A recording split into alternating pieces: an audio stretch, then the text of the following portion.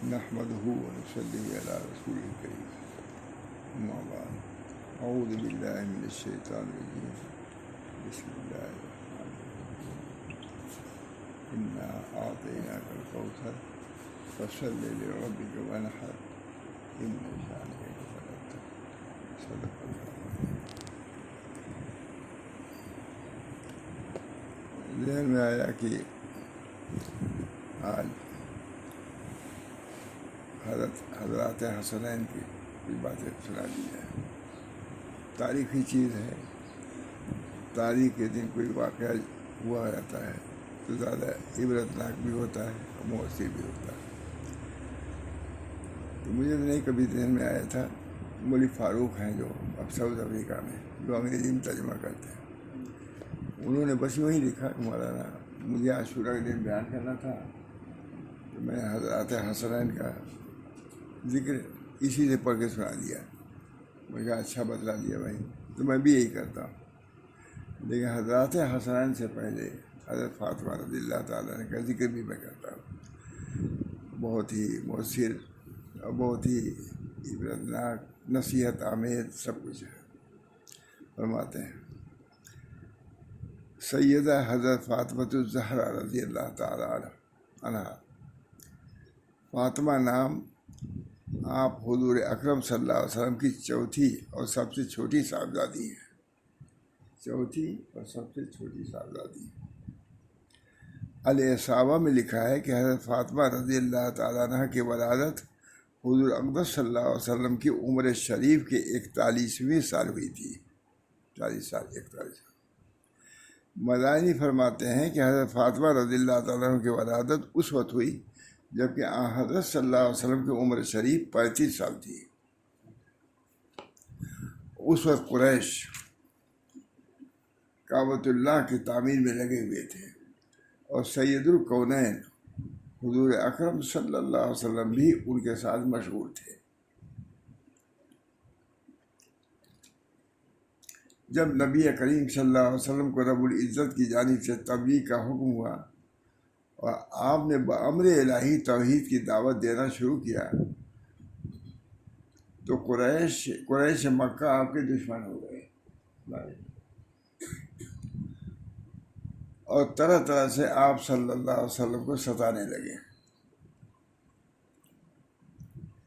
ایک مرتبہ حضور اقدس صلی اللہ علیہ وسلم نے کعبہ شریف کے قریب نماز کی نیت باندھی۔ وہیں قریش مجلس میں بیٹھے ہوئے تھے کہ ان میں سے ایک بدبخت نے حاضرین مجلس سے کہا کہ بولو، تم میں سے کون اس کام کو کر سکتا ہے کہ فلاں خاندان نے جو اونٹ ذبح کیا ہے اس کی اوجھڑی اور خون اور لید لے آئے اور پھر جب یہ سجدے میں جائیں تو ان کے کندھوں کے درمیان رکھ دے۔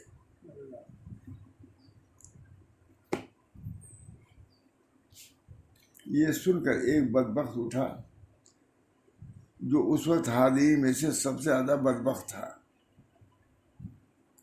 اسے یہ سب گندی چیزیں لا کر حضور اکرم صلی اللہ علیہ وسلم کے دونوں کندھوں کے درمیان رکھ دی اور آپ سجدے میں رہ گئے۔ آپ کا یہ حال دیکھ کر ان لوگوں نے جو بے خود ہو کر ہنسنا شروع کر دیا۔ حال دیکھ کر ان لوگوں نے بے خود ہو کر ہنسنا شروع کیا اور اس قدر ہنسے کہ ہنسی کی وجہ سے ایک دوسرے پر گرنے لگے۔ کسی نے یہ منظر دیکھ کر حضرت فاطمہ رضی اللہ تعالیٰ عنہ کو جا کر خبر دی۔ اس وقت وہ 9 عمر تھیں۔ وہ خبر پا کر دوڑی چلی آئی اور نبی اکرم صلی اللہ علیہ وسلم کے مبارک کندھوں سے وہ غلازت اٹھا کر پھینکی اور ان لوگوں کو برا بھلا کہنے لگی۔ پھر جب سید الکونین صلی اللہ علیہ وسلم نماز سے فارغ ہو گئے تو آپ نے 3 مرتبہ بد دعا فرمائی۔ یہ بد دعا ثابت ہے۔ آپ صلی اللہ علیہ وسلم کی عادت تھی کہ جب کوئی دعا فرماتے تو 3 مرتبہ فرماتے تھے اور جب اللہ تعالیٰ سے سوال کرتے تو 3 مرتبہ سوال کرتے تھے۔ یہ بھی سنت۔ آپ نے اول تو قریش کے لیے عام بد دعا کیا، اللہم علیک بقریش، اے اللہ قریش کو تو پکڑ لے، سزا دے۔ اس کے بعد قریش کے سرغنوں کے نام لے کر ہر ایک کے لیے علیحدہ علیحدہ بد دعا فرمائی، حتیٰ کہ آپ صلی اللہ علیہ وسلم نے قریش کے ایذاؤں سے بچنے کے لیے مدینہ منورہ کو ہجرت فرمائی۔ یہ بھی ایک تاریخی چیز دنیا ہو۔ سن 2 ہجری میں سرور دو عالم صلی اللہ علیہ وسلم نے حضرت علی رضی اللہ تعالیٰ عنہ کے ساتھ حضرت فاطمہ کا نکاح 400 مسقال چاندی پر کر دیا۔ 400 اس وقت سیدہ فاطمہ کی عمر 15 سال 5.5 مہینہ تھی۔ حضرت علی کی عمر 21 سال 5 ماہ تھی۔ بہت تاریخی کتاب بھی مولانا ہے، خالی وعد رسیہ نہیں، بہت تاریخ انشاءاللہ بالکل۔ اب تک کوئی ایسی غلطی نہیں کی، تاریخ کتاب میں غلطی نکلی آتی ہے، برادت میں وفات میں کہیں اب تک تو نہیں ہوا۔ کچھ لوگوں نے نکالا ہے، لیکن انشاءاللہ ان کے نکالی ہوئی بھی غلط نکالا ہے، بربنا ہے، کچھ بربنا ہے۔ رخصتی کے روز پڑھ لیتا ہے، سب حضور صلی اللہ علیہ وسلم کی سنتیں ہیں۔ رخصتی کے روز عشاء کی نماز سے قبل سرور دو عالم صلی اللہ علیہ وسلم نے حضرت سیدہ فاطمہ کو حضرت ام ایمن کے ساتھ حضرت علی کے گھر بھیج دیا، ہو گئی شادی۔ پھر نماز کے بعد خود ان کے یہاں تشریف لے گئے اور حضرت فاطمہ سے فرمایا کہ پانی لاؤ۔ وہ ایک پیالہ میں پانی لائیں، آپ نے منہ میں پانی لیا اور پھر اس پانی سے ان کے سینے اور سر پر چھینٹے دیے اور بارگاہ خداوندی میں دعا کی، اللہم انی اعیذ بک و ذریتہ من الشیطان الرجیم۔ اے اللہ میں اس کو، بیٹی کو اور اس کی اولاد کو شیطان مردود کے شر سے محفوظ رکھنے کے لیے آپ کی پناہ دیتا ہوں، آپ کی پناہ میں دیتا ہوں۔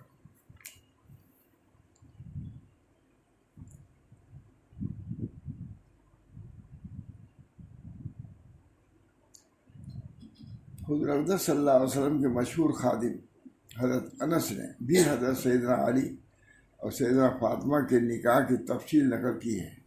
وہ فرماتے ہیں کہ حضرت صلی اللہ علیہ وسلم نے مجھ سے فرمایا کہ جاؤ ابو بکر، عمر، عثمان، عبد الرحمن، چند انصار رضوان اللہ علیہ اجمعین کو بلا لاؤ۔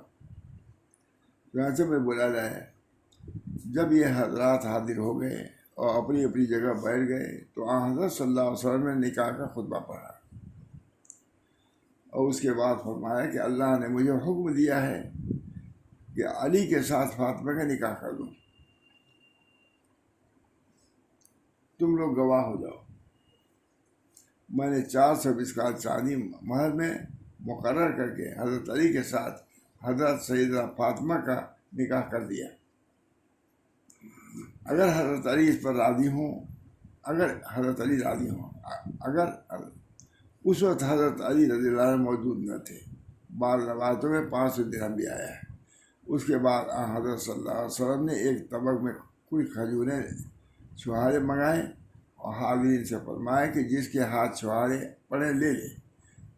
چنانچہ حاضرین نے ایسا ہی کیا۔ پھر اسی وقت حضرت علی پہنچ گئے، ان کو حضرت صلی اللہ علیہ وسلم نے دیکھ مسکرائے، فرمایا بے شک اللہ تعالیٰ نے مجھے حکم دیا ہے کہ میں تمہارے ساتھ فاطمہ کا نکاح 400 مسقال چاندی پر مقرر کر دوں بعد میں، کیا تم اس پر راضی ہو؟ انہوں نے عرض کیا میں راضی ہوں یا رسول اللہ۔ جب حضرت علی نے رضامندی ظاہر کر دی تو حضرت صلی اللہ علیہ وسلم نے دعا دیتے ہوئے فرمایا جمع اللہ بینکما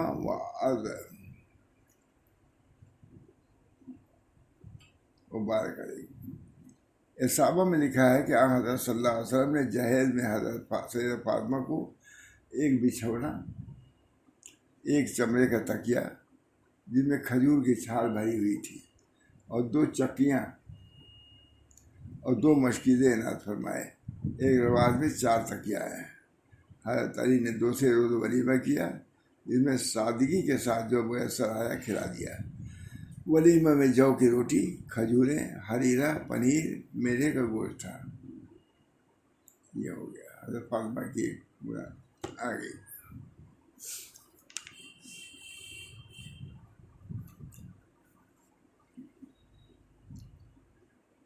हज़रत फातिमा ने अस्मा बिन्त उमैस से कहा कि औरतों के नाश पर जो ये कपड़ा डाल दिया जाता है जिससे उनके बदन का हजम नुमाया होता रहता है, मुझे बहुत बुरा मालूम होता है।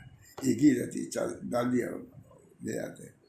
उन्होंने कहा कि ऐ अल्लाह के रसूल की साहबजादी, क्या मैं आपको एक चीज़ न दिखाऊं जो मैंने हफ्सा में देखी थी? उन्होंने खजूर की चंद टहनियाँ मंगाई और उनको टेढ़ी करके उस पर डाल दिया। ये उनकी है, हज़रत फातिमा ने किया।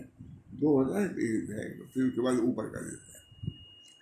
उसको देख कर हज़रत फातिमा ने फरमाई, ये तो बहुत ही बेहतर, बहुत ही अच्छा है। इब्न अब्दुल बर कहते हैं कि आप पहली खातून थी जिसकी नाश को इस्लाम में सबसे पहले इस तरह पर्दे से ढका गया है। मैंने लिखा पर्दे, इससे हज़रत फातिमा की गायत हया और पर्दा का इंतहाई एहतमाम मालूम होता है। ख़ास तौर से मैं सुना रहा हूँ, इनमें भी इबरत और नसीहत है। इससे हज़रत फातिमा रज़ी अल्लाह ताला अन्हा की गायत हया और पर्दे का इंतहाई एहतमाम मालूम होता है, जो इस उम्मत की औरतों के लिए मूजब इबरत और नसीहत है, बल्कि उनके लिए मूजब नंग व आर है, जो नीम उरियाँ बेमहाबा घुमा करती हैं। फिर भी सैयदुन्निसा हज़रत फातिमा की मोहब्बत और उनके मानने के दावा भी करती है। हज़रत अली भी लिख रहे हैं कि हज़रत सैयद फातिमा का जिक्र नहायत ज़ौक़ व शौक़ से फरमाया है। मैंने लिखा कि हज़रत अली मियाँ ने बहुत ही ज़ौक़ से फरमाया है, जिसको पढ़ कर इस हकीर के दिल को कैफ व सुरूर नसीब हुआ। फरमाते हैं हज़रत अली मियाँ, हज़रत फातिमा ज़हरा है, जिगर गोश है। हज़रत फातिमा ज़हरा हैं क्या? जिगर गोश रसूल रज़ी अल्लाह ताला अन्हा व अर्ज़ाहा, रसूलुल्लाह सल्लल्लाहु अलैहि वसल्लम की सबसे छोटी साहबजादी और सबसे ज़्यादा महबूब। रवायत है कि आपकी वलादत बेसत से पहले हुई थी। मदानी ने भी इसकी तौफ़ीक़ की है। एक रवायत यह है कि उनकी वलादत बेसत से एक साल चंद पहले हुई। हज़रत अली इब्न तालिब से उनका शुरू में निकाह हुआ। उसके बाद बहुत सी चीज़ें लिखी हैं। अब हज़रत हसन हुसैन वाला पढ़ता हूँ। इनका जिक्र में से वालदा है। तो अब हज़रत हसन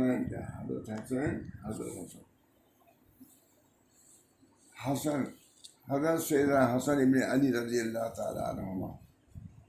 हसन नाम, वालिद का नाम सैयदना अली, वालदा का नाम हज़रत फातिमा ज़हरा है। आप जिगर गोशे बतूल थे। निस्फ़ रमज़ान 3 हिजरी में पैदा हुए। हुज़ूर अकरम सल्लल्लाहु अलैहि वसल्लम ने आपके कान में अज़ान दी और आपका नाम हसन रखा। आप हलीम करीम परहेज़गार थे। आप हलीम करीम परहेज़गार थे। आपका हिल्म व वरा ही बाइस हुआ तो दुनिया और खिलाफत को अल्लाह के लिए तर्क फरमा दिया। आप हुज़ूर अकरम सल्लल्लाहु अलैहि वसल्लम से बहुत ज़्यादा मुशाबह थे। आप उन लोगों में से हैं जिन्होंने हज़रत उस्मान रज़ियल्लाहु ताला अन्हु की नुसरत में पहल की। आपने एक शख्स को सुना कि 12,000 दिरहम मिलने के लिए दुआ कर रहा है। 12,000। तो हज़रत हसन रज़ियल्लाहु ताला अन्हु घर वापस हुए और उनके पास इतनी रकम भेज दी। बेचारा दुआ कर रहा था, उतनी रकम भेज दी और फरमाते थे कि मैं शर्म महसूस करता हूँ कि अपने रब अज़्ज़ व जल से बग़ैर उनके घर की तरफ चले मुलाकात करूँ। इसलिए आप 20 मरतबा पैदल मदीने से मक्का तशरीफ़ ले गए। इसलिए आप 20 मरतबा पैदल मदीने से मक्का तशरीफ़ ले गए। कितनी दूर है, मामूली है, कई घंटे का कार से। और एक रवायत में है कि आपने 15,000 इस तरह किए कि आप पापियादा और आपकी बेहतरीन असील ऊँटनियाँ खाली पीठ साथ चल रही थी। मौजूद थी ऊँटनियाँ, उस पर सवार नहीं हुई, पैदल चल। ये हज़रत कसर में कह रहा हूँ कि हज़रत हसन हुसैन बड़े शख्स اللہ تعالیٰ نے آپ اپنے بیٹوں اور بھتیجوں سے فرمایا کرتے تھے کہ علم حاصل کرو، اور اگر اس کو زبانی یاد نہ رکھ سکو تو اس کو لکھ کر اپنے گھر میں رکھ لیا کرو۔ لکھنے کہو گے نہیں بات ہے، اس سے کتابت کی کس قدر منفعت معلوم ہوئی۔ اور جب آپ کو زہر پلایا گیا تو آپ کا جگر ٹکڑے ٹکڑے ہو گیا تھا۔ یہ حضور کے نوازوں کے ساتھ امتی کے لوگ تو تھے، بدخلقی جب آتی ہے تو کسی کو آدمی نہیں دیکھتا، چاہے حسن ہو یا حسین ہو یا علی۔ جب آپ کو زہر پلایا گیا تو آپ کا جگر ٹکڑے ٹکڑے ہو گیا تھا، اس لیے آپ نے فرمایا کہ زہر تو کئی مرتبہ پلایا جا چکا ہوں مگر اس مرتبہ کی طرح نہیں تھا۔ حضرت حسین نے آپ سے دریافت کیا کہ بھائی جان، آخر کس کے متعلق ہم گمان کریں کہ اس نے یہ حرکت کی ہے؟ تو فرمایا یہ کیوں پوچھ رہے ہو؟ تو کہا اس لیے کہ ہم اس کو قتل کر دیں۔ تو فرمایا کہ اگر وہ شخص وہی ہے جس کے متعلق ہم کو خیال ہے تو اللہ تعالیٰ کی پکڑ بہت سخت ہے، اللہ پکڑ چھوڑ دے، اور وہ نہایت دردناک عذاب دینے والا ہے۔ اگر وہ نہیں ہے تو میں نہیں چاہتا کہ میری وجہ سے کوئی بے گناہ آدمی قتل کیا جائے۔ اگر یقین ہے تب بھی اللہ تعالیٰ سزا دینے والا ہے، ہم سے زیادہ سزا۔ میں نے کہا سبحان اللہ، یہ تھا آپ کا حلم و تقویٰ جو ہم سب کے لیے قابل اتباع و اطاعت ہے۔ فرماتے تھے کہ ضرورت کا پورا نہ ہونا اس سے کہیں بہتر ہے کہ اس کے لیے کسی نااہل کی طرح رجوع کرنا پڑے۔ ایک شخص نے آپ سے کہا کہ مجھ کو موت سے بہت ڈر معلوم ہوتا ہے۔ فرمایا یہ اس لیے کہ تم اپنا مال پیچھے چھوڑ جا رہے ہو، مال زیادہ ہے اس وجہ سے ڈر لگ رہا ہے۔ اگر اس کو آگے بھیج دو تو اس تک پہنچنے تک خوف زدہ ہونے کے بجائے امیدوار ہو جاؤ گے۔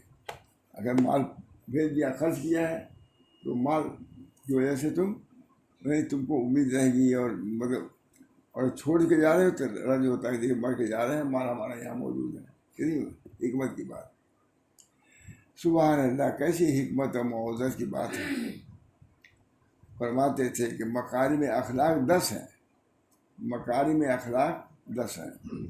زبان کی سچائی، جنگ کے وقت حملہ کی شدت، سائل کو دینا، حسن خلق، احسان کا بدلہ دینا، صلہ رحمی کرنا، پڑوسی کی حفاظت کرنا، حمایت کرنا، حقدار کی حق شناسی کرنا، مہمان نوازی کرنا، ان میں سب سے بڑھ کر ہے شرم و حیا۔ یہ سچ بات ہے جو مومن کو اختیار کرنا چاہیے۔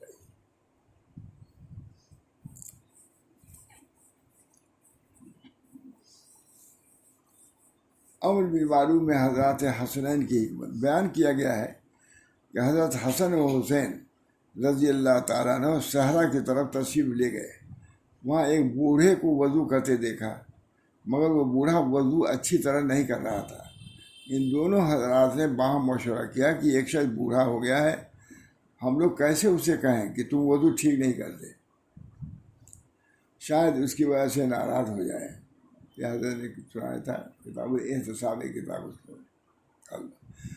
پر حضرات حسن و حسین نے اس بات پہ اتفاق کیا کہ ہم لوگ اس کے پاس چلیں تاکہ وضو کرنے کا طریقہ سیکھیں۔ یعنی اس سے کہنا بوڑھا آدمی ناخوش ہو جائے گا، ہم ہی لوگ چلیں کہ وضو کا ڈھنگ سکھا دیجیے۔ جہاں سے دونوں اس بوڑھے کے پاس گئے اور کہا اے شیخ، ہماری طرح نظر کیجیے کہ ہم میں سے کون اچھا وضو کرتا ہے۔ اس کے بعد دونوں نے اس کے سامنے وضو کیا، اور وہ شیخ دونوں کی طرف دیکھ رہا تھا۔ جب وضو کر چکے تو شیخ نے کہا کہ تم دونوں اچھی طرح وضو کرتے ہو، میں ہی اچھی طرح وضو نہیں کر پاتا، اب میں نے تم دونوں سے وضو سیکھ لیا۔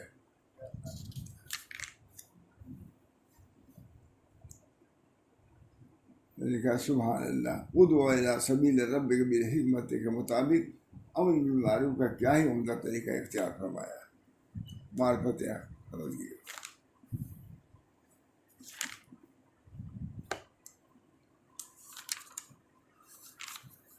اب بھائی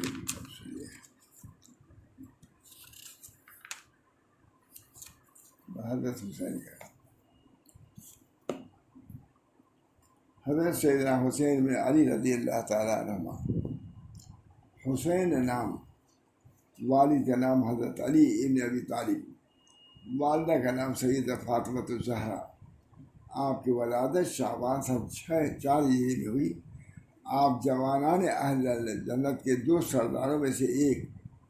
آپ جوانان اہل جنت کے 2 سرداروں میں سے ایک اور گلزار نبوت کے پھولوں میں سے ایک پھول ہیں. وہاں بھی نے لکھا ہے آپ جوانان اہل جنت کے 2 سرداروں میں سے ایک اور گلزار نبوت کے پھولوں میں سے ایک پھول ہیں. آپ کی ذات گرامی فضائل اخلاق کا مجموعہ تھی. بس کسی نے یہ بھی لکھا ہے، اسے سنا رہا ہوں.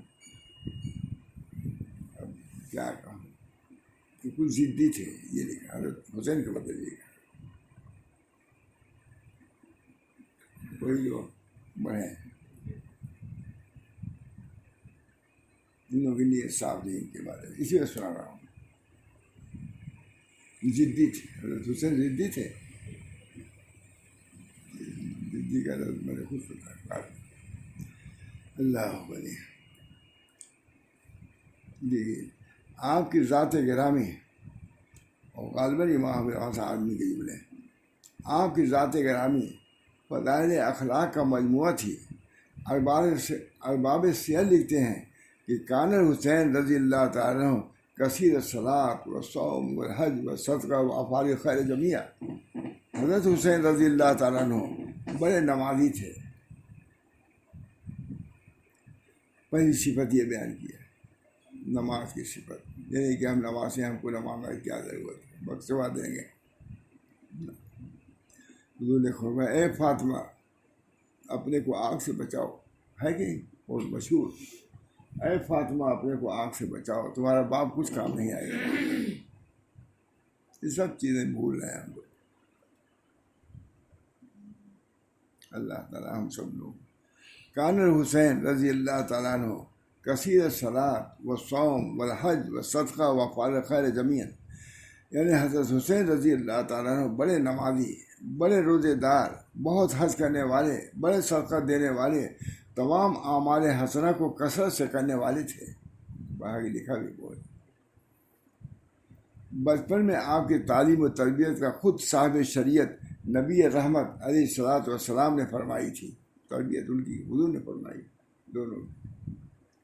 اس لیے اس کا یہ اثر تھا کہ آپ بکثرت نمازیں پڑھتے تھے. آپ بکثرت نمازیں، روزہ بھی کثرت کے ساتھ رکھتے تھے. تمام ارباب سیر آپ کے کثرت سیام پر متفق ہیں، سب کرتے بہت کافی روزہ رکھتے. حج بھی بکثرت کرتے تھے اور اکثر پیادہ حج کو گئے. کوئی پہنچ سکتا ہوں صاحب بھی حضرت حسین.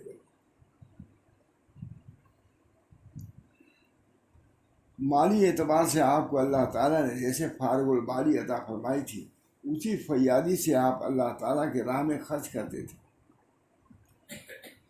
اور انفاق فی سبیل اللہ پر بھرپور عمل کرتے تھے، جس کی تعلیم قرآن و حدیث میں موجود ہے. سکینت و وقار آپ کا خاص وصف تھا. آپ کی مجلس وقار و متانت کا مرقع ہوتی تھی، لیکن اس وقار و مسرت کے باوجود تمکنت و خود پسندی نہیں تھی. تمکنت و خود پسندی نہیں، تواضع انکسار کے ساتھ. کوئی آیا بیٹھایا، اس کو اچھی بات کیا، نرم بات کیا، دیکھیں اس وقار و مسرت کے باوجود تمکنت و خود پسندی مطلق نہ تھی، اور آپ حد درجہ خاکسار اور متواضع تھے. حد درجہ خاکسار اور متواضع تھے. ادنا شخص سے بے تکلم ملتے تھے. سیرت سلف یہ نہیں، سیرت سلف والا نہیں، یہ بھی سیرت سلف حضور کے نواسے. اب کسی کے نواسا ہو جاتا ہے بس سمجھتا ہے کہ سب ہمارے تابع ہیں. یہ ہے حضور کے تواسوں کی بات. خاص طور سے سنا رہا بھائی کیا خناس آ جاتا ہے. معلوم کیا ہے؟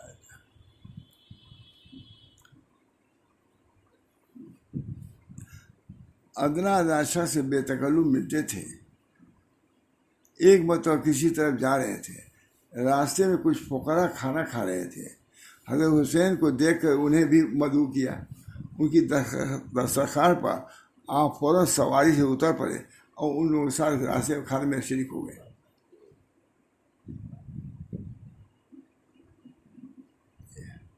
بڑائی سکھایا جاتا ہے کہ اس طرح رہو، اس طرح رہو. توادو کے خلاف سکھائی جاتی ہے بہت سی چیزیں. توادو کے خلاف کبر سکھایا جاتا ہے.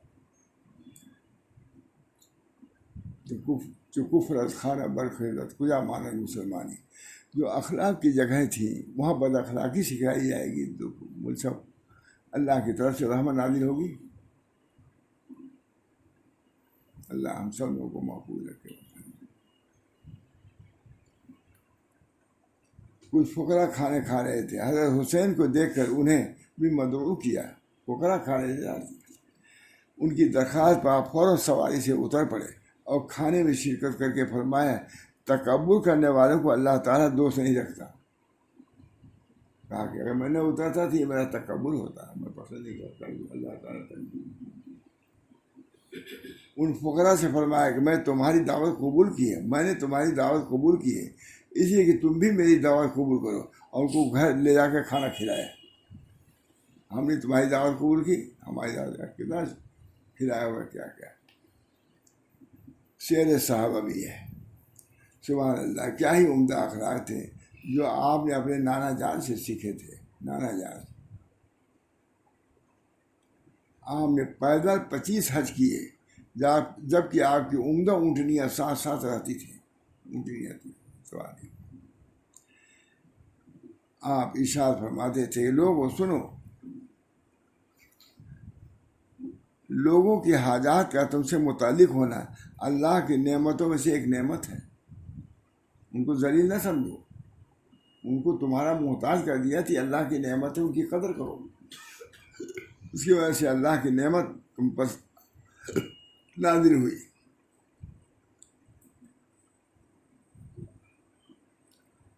آپ فرماتے تھے کہ سنو، لوگوں کے حاجات کا تم سے متعلق ہونا اللہ کی نعمتوں میں سے ایک نعمت ہے.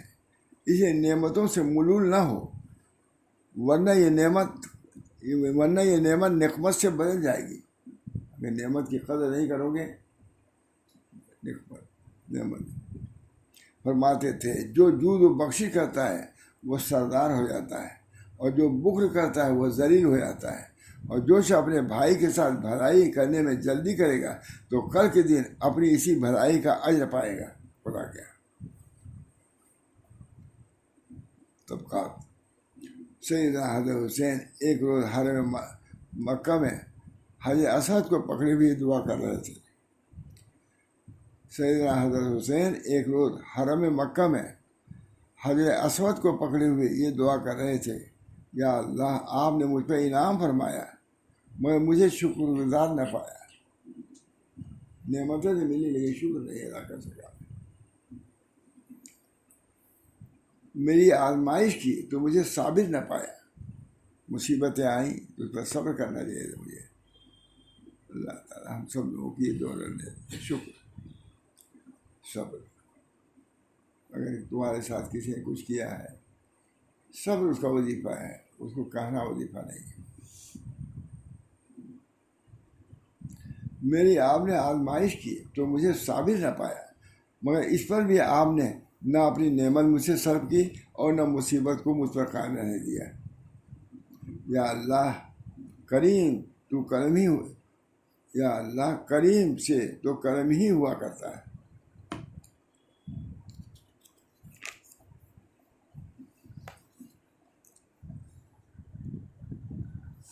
حضرت معاذ سید الحسن ندوی اپنی شہر آفاق کتاب مرتضیٰ میں شہادت حسین سے پہلے یہ کچھ واقعات نقل کرنے کے بعد یوں رقم قرار ہے. جمعہ کے دن صبح کی نماز حضرت حسین نے ادا کیا. ابھی میرے میں خود تھے خاندان نبوت کے چشم چراغ. جمعہ کے دن صبح کی نماز حضرت حسین رضی اللہ تعالیٰ ادا کی۔ بعض روایتوں میں کہ سنیچر کا دن تھا اور یہ عاشورہ کا دن تھا، جمعہ کا دن عاشورہ کا دن۔ آپ کے ساتھیوں میں 32 سوار اور 40 پیادہ تھے۔ حضرت حسین رضی اللہ تعالیٰ اپنے گھوڑے پر سوار ہوئے اور قرآن کریم اپنے سامنے رکھا، اور آپ کے صاحبزادے علی بن حسین زین العابدین جو بیمار اور کمزور تھے وہ بھی جنگ لڑنے کے لیے تیار تھے۔ حضرت حسین لوگوں کو یاد دلانے لگے کہ وہ کون ہے۔ حضرت حسین لوگوں کو یاد دلانے لگے کہ وہ کون ہیں، کس کے نواسے ہیں، کس کے بیٹے ہیں، ان کی کیا حیثیت و مقام ہے۔ وہ فرماتے تھے کہ لوگوں اپنے دلوں کو ٹٹولو، اپنے ضمیر سے پوچھو کیا مجھ جیسے شخص سے جنگ کرنا جبکہ میں تمہارے نبی کا نواسا ہوں درست ہے؟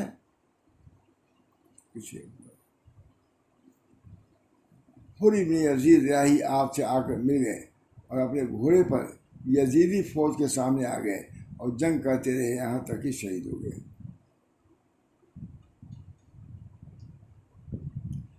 گھوڑے پر یزیدی فوج کے سامنے آ گئے اور جنگ۔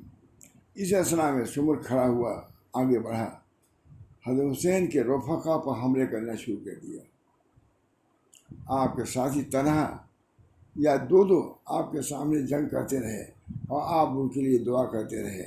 آپ فرماتے جزاکم اللہ احسن جزاء المتقین۔ وہ لوگ آپ کے سامنے جنگ کر کے ختم ہو گئے سب۔ حضرت علی ابن ابی طالب کے فرزندوں اور حضرت حسین کے بھائیوں میں سے بہت سے لوگ شہید ہو گئے۔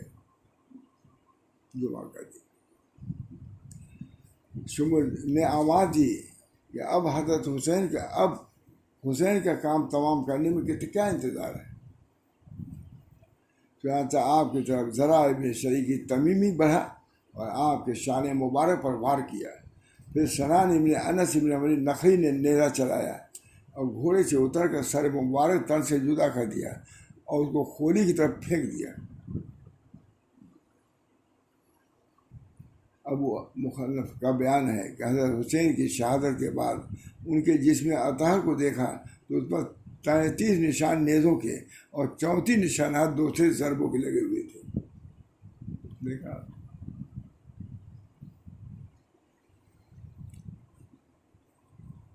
حضرت حسین ابن علی کے ساتھ 72 آدمی شہید ہوئے، اور محمد ابن حنفیہ کا بیان ہے کہ آپ کے ساتھ 17 افراد شہید ہوئے۔ وہ سب حضرت سیدہ فاطمہ کی اولاد تھی۔ اس میں نے فاطمہ کا ذکر کیا ہے، کتنی نازنین تھی، کیسی دلاری پیاری تھی ان کے 17 آدمی، اسی کو سنا میں نے پہلے ہو گیا۔ وہ سب حضرت سیدہ فاطمہ کی اولاد تھے۔ انا للہ و انا الیہ راجعون۔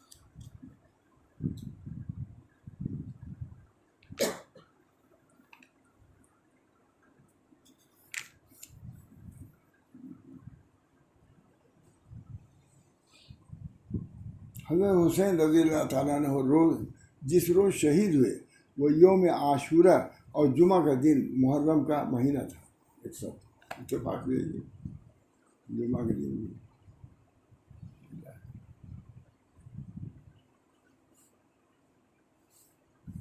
رضی اللہ تعالیٰ عنہ نور اللہ مراد۔ آپ کی مظلومانہ شہادت پر اکابر امت نے انتہائی قلق و اضطراب کا اظہار کیا ہے۔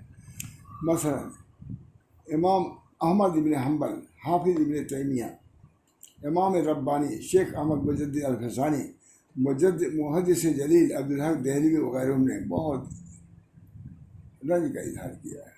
کیا حضرت مولانا سید الحسن ندوی نے المرتضیٰ میں ان حضرات کی عبارتیں بھی نقل فرمائی ہیں، مگر ہم ان میں سے علامہ ابن تیمیہ اور عالم ربانی مولانا رشید احمد گنگوہی کی عبارت کو نقل کرتے ہیں۔ میں نے بھی حسین کو امام ابن تیمیہ نے فرمایا جس نے بھی حضرت حسین کو شہید کیا، ان کے قتل میں مدد کی یا ان سے راضی ہوا، ان پر اللہ کی، فرشتوں کی، تمام لوگوں کی لعنت۔ اللہ نہ ان کے عذاب کو دور کرے گا نہ ان کا عوض قبول کرے گا۔ ابن تیمیہ لکھ رہے ہیں۔ سیدنا حسین رضی اللہ تعالیٰ عنہ کو اللہ تعالیٰ نے شہادت کے ذریعے عزت بخشی اور ان کو جن لوگوں نے شہید کیا اس میں مدد کی یا اس عمل پر راضی ہوئے ان کو رتبہ کیا۔ سیدنا حسین اپنے پیشرو شہداء اسلام کا نمونہ تھے۔ جن لوگوں نے شہید کیا اور اس میں مدد کی یا اس عمل پر راضی ہوئے ان کو اللہ نے رسوا کیا۔ سیدنا حسین اپنے پیشرو شہداء اسلام کا نمونہ تھے، کیونکہ وہ اور ان کے بھائی دونوں جوانان جنت کے سردار ہیں۔ ان دونوں کی تربیت اسلام کے عین عروج کے زمانے میں ہوئی ہے، تربیت ہوئی ہے، حضور نے کیا ہے۔ ان دونوں کی ہجرت اللہ کے دین کے راہ میں اذیت اور اس پر صبر کا وہ حصہ نہیں ملا تھا جو ان کے خانوادہ عالی کے دوسرے افراد کو مل چکا تھا۔ اللہ تعالیٰ نے شہادت سرفراز کر کے ان دونوں کی عزت اور توقیر کو بڑھا دیا۔ شہادت یہ ہوئی کہ نعمت میں پڑے ہوئے تھے کہ جو چیز ان کو ملی تھی اس طریقے سے اللہ تعالیٰ نے پورا کر کے جوانان جنت کا سردار بنا دیا۔ شہادت سرفراز کر کے ان دونوں کی عزت و توقیر کو یہاں تک پہنچا دیا، ان کے درجات بلند کیے۔ ان کی شہادت ایک انتہائی دردناک حادثہ ہے۔ اللہ سبحانہ وتعالیٰ نے مصیبت کے موقع پر انا للہ و انا الیہ راجعون پڑھنے کی تعلیم فرمائی ہے۔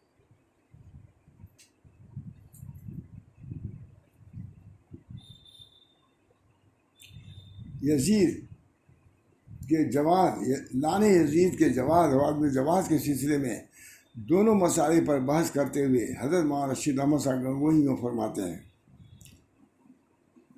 بس جواز لان و عدم جواز کا مدار تاریخ پر ہے، ہم مقلدین کو احتیاط سکوت میں ہے۔ کیونکہ لان کے بارے میں کہنے لعنت، کیونکہ اگر لان جائز ہے تو لان نہ کرنے میں کوئی حرج نہیں ہے۔ لان نہ فرض ہے، نہ واجب، نہ سنت، نہ مستحب، محض مباح ہے، اور جو وہ محل نہیں ہے تو وہ خود مبتلا ہونا معصیت کا اچھا نہیں ہے۔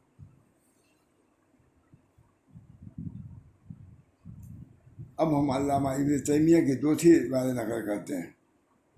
اس تقدیر کا راز، اس کی حکمت کیا ہو سکتی ہے جو ایک علم انگیز واقعے کے لیے راہ بتاتی آ رہی ہے۔